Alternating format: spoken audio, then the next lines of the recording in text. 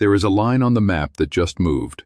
Not a territorial border, not a military front line, a diplomatic one, the invisible boundary that has defined who gets to be a major actor in Middle Eastern security architecture since the United States replaced Britain as the dominant external power in the Gulf in the 1970s. For 50 years, that boundary has been Washington's to defend. A phone call from Xi Jinping to the Saudi Crown Prince about the Strait of Hormuz just pushed it. Thoughtful. Here is the paradox that the cartography of this moment produces. China has spent 2 decades insisting it does not want to be a geopolitical actor in the Middle East, that it is a trading partner, an infrastructure investor, an energy importer, not a security player. And that insistence was always, at some level, a strategic choice. Staying out of the security architecture allowed Beijing to maintain relationships with every party simultaneously, avoid the entanglements that have exhausted American power in the region, and free ride on the U.S. security umbrella that kept the oil flowing. The Xi-Salman call ends that posture. Not because Beijing chose to end it, because the financial architecture behind China's Hormuz dependency left it no choice. Map what just happened. Xi Jinping called the leader of the world's swing oil producer to demand that a waterway through which China receives roughly 25% of its total crude oil imports be reopened. That call is not diplomacy in the conventional sense. It is the revelation of a dependency, a map of Chinese vulnerability that Beijing has spent years trying to obscure, and simultaneously the deployment of the one form of leverage over Saudi Arabia that Washington does not possess, the credible threat to redirect China's energy purchasing power toward alternative suppliers if Riyadh does not deliver. Tonight, I want to map every dimension of what that phone call means, and why the map it has drawn will not go back to the way it was. I study the cartography of power, how territories of influence, dependency, and leverage are drawn and redrawn by the decisions of states and the movements of capital. What the map of the Middle East has shown for 50 years is a single dominant external actor, the United States, whose security umbrella over the Gulf has been the organizing principle around which every other relationship in the region has been calibrated. What I am watching right now, in real time, is the first serious challenge to that organizing principle since the 1973 oil embargo. The challenge is not military, it is financial, and it is coming from a direction that the existing map did not fully anticipate. Let me draw you the new one. One sentence: Xi Jinping's call to Saudi Arabia marks the moment China's Hormuz financial dependency, the invisible architecture of crude oil, yuan settlement, and Belt and Road investment that Beijing has built over 2 decades, forced Beijing off the diplomatic sidelines and into the Middle Eastern security arena in a way that permanently changes the power geometry of every future negotiation in this region. Start with the financial architecture, because it is the mechanism that forced this call and the coverage has not mapped it with sufficient precision. China imports roughly 10 to 11 million barrels of crude oil per day. Approximately 25% of that, between 2.5 and 3 million barrels daily, transits the Strait of Hormuz. The sources of that Hormuz-dependent crude are primarily Saudi Arabia, Iraq, Kuwait, and the UAE, with Iranian crude adding an additional sanctioned volume through the shadow fleet infrastructure we mapped in a previous video. Now map the financial layer beneath that physical flow. Since 2018, China has been systematically building the yuan-denominated settlement architecture for its Gulf crude purchases. The Shanghai International Energy Exchange's yuan-denominated crude futures contract has grown steadily in volume. Saudi Aramco has made incremental moves toward accepting yuan for specific cargo tranches. The Iraq-China oil for infrastructure deal, which covers a significant portion of Iraqi crude exports to China, is settled partially outside dollar channels. The cumulative picture is a financial infrastructure that Beijing has invested billions of dollars and years of diplomatic capital in constructing, an infrastructure whose entire value depends on the continued flow of Gulf crude through Hormuz. A genuine Hormuz disruption does not just interrupt China's oil supply. It destroys the financial architecture China has spent a decade building as its primary instrument for reducing dollar dependency in commodity trade. Every yuan-denominated crude contract that cannot be settled because the crude cannot flow is a data point in the argument that the yuan settlement system is unreliable. Every teapot refinery in Shandong that goes offline because Iranian or Iraqi crude is not arriving is a political problem for a Chinese government whose legitimacy is partially anchored to economic performance. Beijing did not call Riyadh to be a peacemaker. Beijing called Riyadh because the alternative, watching its own financial architecture collapse in real time, was not acceptable. Now map what Xi actually asked Saudi Arabia to deliver and what Saudi Arabia can actually provide. The call, based on the pattern of Chinese diplomatic communications in previous Gulf crises and the specific leverage Beijing has over Riyadh, almost certainly involved three distinct requests. First, Saudi Arabia's use of its direct communication channel with Iran, the channel that the 2023 Chinese-brokered normalization opened, to convey that the Gulf states collectively need Hormuz to remain operationally open, and that Iran's retaliation options should not include any action that physically disrupts transit. This is a message Saudi Arabia can deliver. Whether Tehran receives it as binding is a different question. Second, Saudi Arabia's use of its relationship with Washington to communicate that the Gulf states need the U.S. naval posture to avoid any further interdiction actions that give Iran a domestic political pretext for closing the strait. This is a message Riyadh has its own independent interest in delivering. We mapped the Saudi red lines and accelerated Washington contact in the last video, but China's explicit request to carry it elevates Riyadh's diplomatic standing in Washington as the intermediary between Beijing's demand and American restraint. Saudi Arabia just became the most important diplomatic actor in the room, which is exactly the position Mohammed bin Salman has been trying to establish for his entire tenure as Crown Prince. Third, and this is the request the coverage will not discuss directly, China asked Saudi Arabia to signal to markets that the Hormuz situation is being managed in order to contain the oil price spike that a prolonged crisis would produce. Saudi Arabia has the unique capacity to move oil markets through its production decisions and through its public statements about supply security.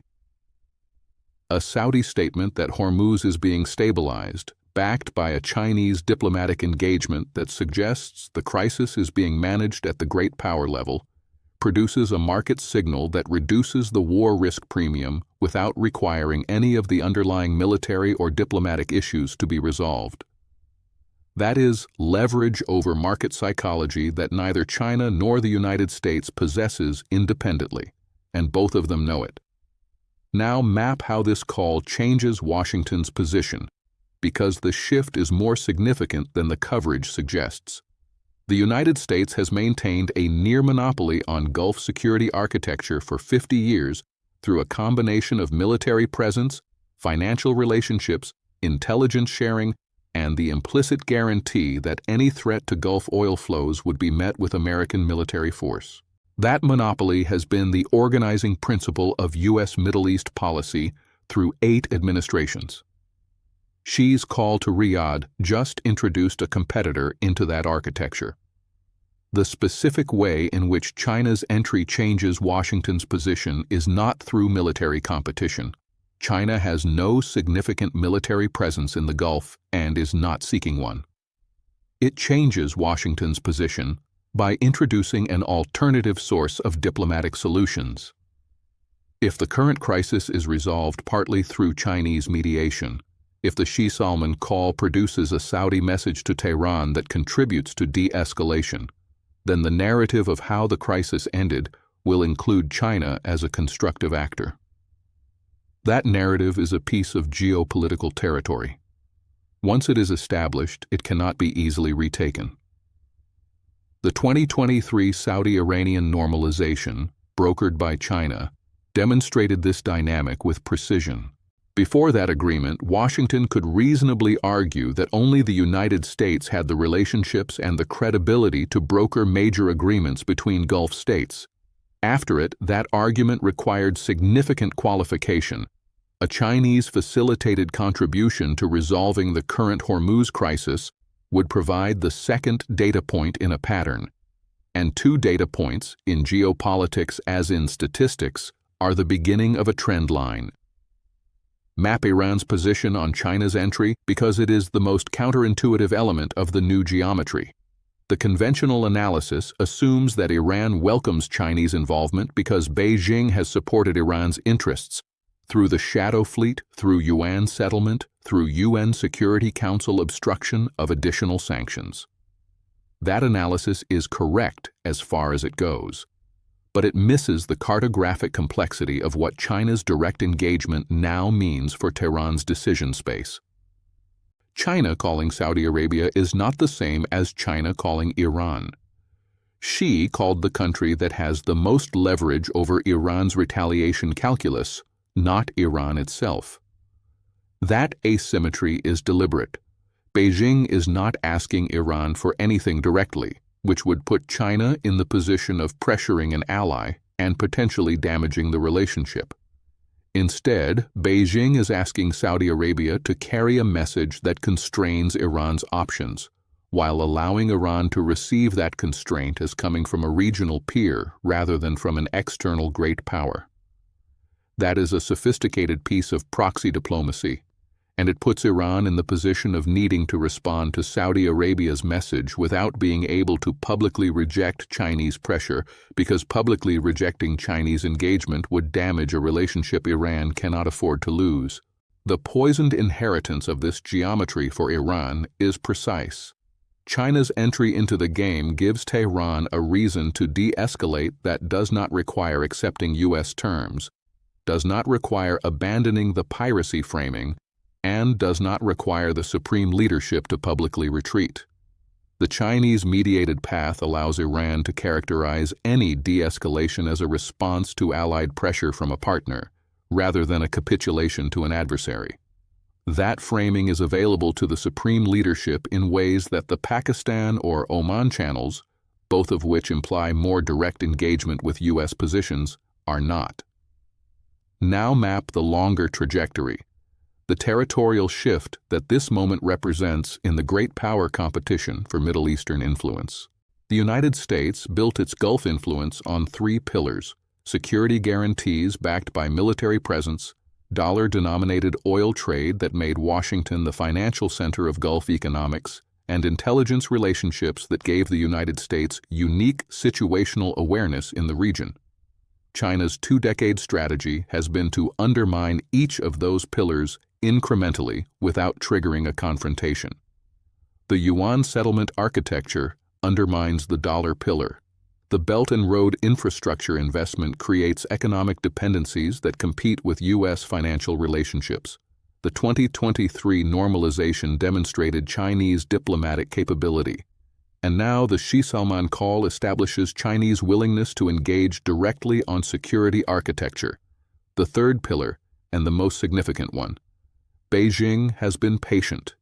The map it has been drawing for 20 years is now visible in a way it was not before this phone call. The historical parallel that maps most precisely onto this moment is Britain's displacement from the Gulf in the 1968 to 1971 period, when the Wilson government's decision to withdraw from east of Suez created the vacuum that the United States filled. Britain did not intend to cede the Gulf. It could no longer afford to hold it. The United States did not intend to become the dominant Gulf power. It simply moved into the space that Britain's retreat created. China is not retreating from anything. It is advancing. The question is whether Washington has the strategic clarity to recognize that a phone call from Xi to Salman about a waterway is a territorial move, and to respond with something more than a press release. Map the specific mechanism through which this call accelerates the resolution timeline, or complicates it. The addition of Chinese diplomatic pressure to the existing architecture changes the calculus for every party. For Saudi Arabia, it elevates Riyadh's position as the indispensable intermediary between the two largest economies in the world and the most important energy market on Earth, a position that serves Saudi Vision 2030's diplomatic ambitions precisely. For Iran, it provides the off-ramp framing we discussed. For the Omani back channel, it adds a parallel track that can reinforce the Omani message without duplicating it. For the United States, it creates pressure to produce a visible diplomatic contribution before the narrative of the crisis resolution is written entirely by others. The complication is also real. Multiple simultaneous diplomatic tracks, Oman, China via Saudi Arabia, Pakistan nominally still available, create coordination problems. Each track carries slightly different messages, calibrated to different audiences, with different implied commitments. The risk is that Iran receives contradictory signals about what de-escalation would produce, which makes it harder rather than easier to identify the specific terms that satisfy the domestic performance requirement. Diplomatic traffic that is too dense can be as paralyzing as diplomatic traffic that is too sparse. The question is whether the parties have sufficient communication discipline to coordinate the multiple tracks rather than allowing them to undercut each other. China faces a version of the leverage problem that all great powers face when they insert themselves into regional crises. Having demonstrated the willingness to engage, Beijing now owns a piece of the outcome. If the crisis de-escalates partly through Chinese mediation, China gains the reputational and strategic benefit. If the crisis escalates despite Chinese engagement, China faces the question of whether it will do more, and doing more means the military and security entanglements that Beijing has specifically structured its Middle East strategy to avoid. Xi's call to Riyadh was not a casual diplomatic gesture. It was a calculated entry into a territory that China cannot now exit cleanly regardless of how the next 48 hours unfold. Saudi Arabia's position has never been more geometrically central, or more exposed. Riyadh is now simultaneously carrying Washington's implicit request for Iranian restraint, Beijing's explicit request for Hormuz stability, Tehran's indirect message that Saudi Arabia should not be seen as a party against Iranian interests, and its own institutional interest in a resolution that elevates Saudi diplomatic standing without committing Riyadh to positions that make it a target. Managing all four of those simultaneously requires a diplomatic precision that is genuinely difficult, even for a sophisticated foreign policy apparatus. One miscalibrated message in any direction collapses the geometry. The United States is now in the position it has not occupied in the Gulf since before the 1970s, the position of an actor that must compete for diplomatic relevance rather than assume it. That is a new map. It requires a new strategy. And the window for producing that strategy, before the narrative of this crisis resolution is written by others, is measured in hours, not weeks. Scenario 1. Coordinated de-escalation. The Xi Salman call produces a Saudi message to Tehran that, combined with the Omani back channel and a quiet U.S. commitment on non-repetition of the boarding operation, gives the supreme leadership enough diplomatic cover to characterize any restraint as a response to allied and partner pressure. Iran's retaliation is expressed through legal and diplomatic channels. Hormuz remains open. China receives credit for contributing to the resolution.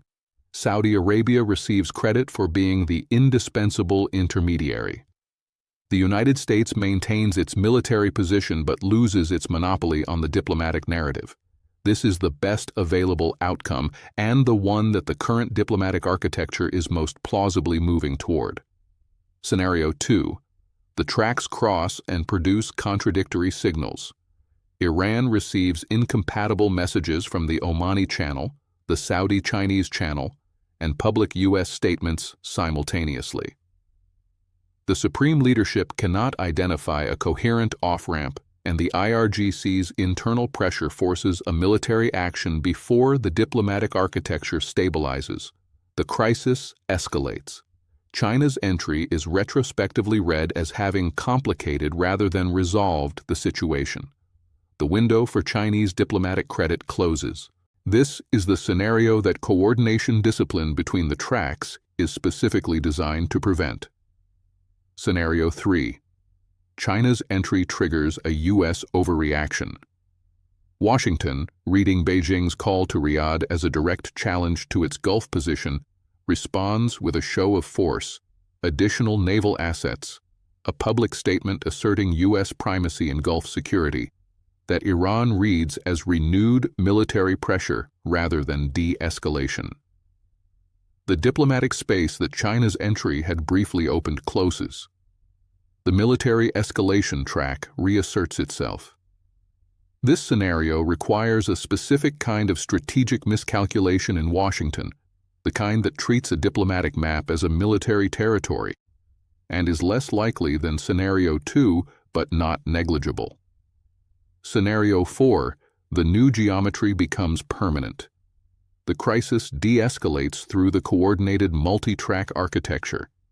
China, Saudi Arabia, Oman, and the United States each receive partial credit for the resolution. The multilateral framework that produced the resolution is recognized by all parties as more effective than any single-actor approach. The Gulf security architecture emerges from the crisis with a new map, one that includes China as a legitimate diplomatic actor, Saudi Arabia as the indispensable regional intermediary, and the United States as the security guarantor whose military presence is complemented rather than replaced by a Chinese diplomatic presence. This is the most constructive long-term outcome. It is also the one that requires the most institutional adaptation from Washington, and Washington's institutional adaptability is currently being tested. If you are watching this because you are genuinely fascinated by great power realignment, by the moments when the invisible territorial maps of influence actually move, this is one of those moments. Not because a phone call between two leaders is inherently significant. Phone calls happen every day. This one is significant because of what it reveals about the underlying financial architecture that forced it, what it means for the territory of diplomatic credibility in the Gulf, and what it sets in motion for the 50-year map that is now being redrawn. The realignment you are watching is not a sudden rupture. It is the culmination of a 2-decade Chinese strategy of incremental positioning, yuan settlement, Belt and Road, the 2023 normalization, and now direct great power engagement on the security question that Washington has treated as its exclusive domain. Each of those steps was individually explicable as economic or commercial.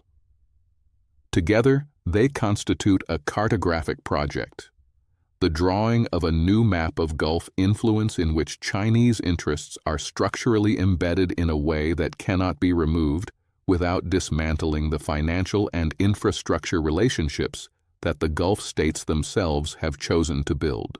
The question that the realignment poses for the next decade is not whether China will be a factor in Middle Eastern security. Xi's call to Riyadh answered that question definitively. The question is, what kind of factor?